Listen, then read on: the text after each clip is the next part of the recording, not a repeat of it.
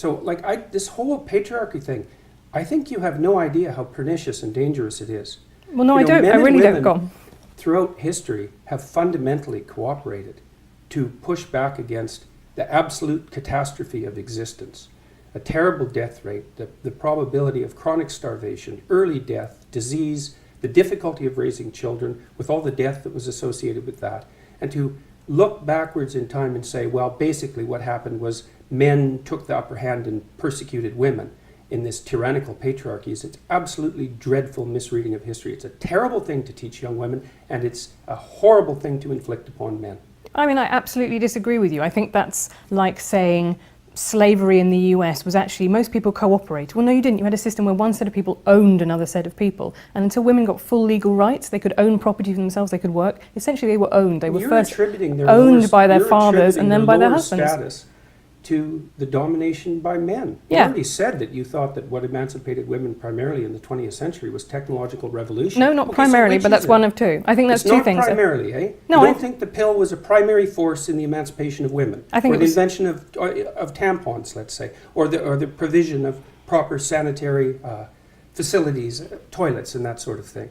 You're thinking instead it was the action of courageous feminists in the 1920s that produced a social revolution that overthrew the patriarchy. That's your theory. Yeah, I think that's a foolish theory. Well, I'm very sorry to hear you say that, but I think, to quote you in the Cathy Newman interview, I think it's a multivariate, right? I think there are lots of different things that all contributed to women gaining full rights. Well, then let's not be assuming that Western society was a tyrannical patriarchy. Well, no, but that's one of them, and then other things happened as well. So you have the pill, you have the dishwasher and white goods, labour-saving devices in the home. I think all of those were really important. But you also have things like campaigns for the vote. Yes, you also have things like that, yes. So how, when in a system that existed in England until 1918, when why would you even want to look at history like that?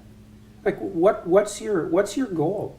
Because exactly. I think the people who don't look at history are condemned to repeat it, and I think that what are we going to do? Repeat the persecution of women? You think that's a realistic possibility? Yeah, we're sitting here. How do you see that? We're sitting here in America, right, where we've just had a 5th judge appointed to the Supreme Court who is now anti-abortion, he's now conservative.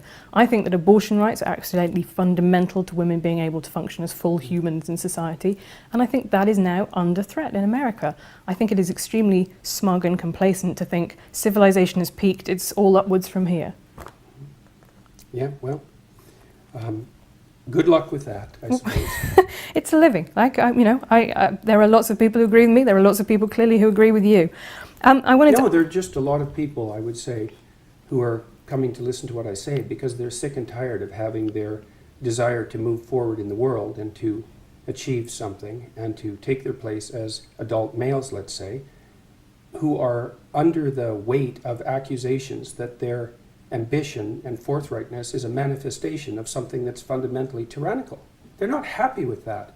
It's not doing anyone any good, and it's also not true. It's really a terrible thing to do to young men, and it's happening all the time. That's why they're bailing out of universities like mad.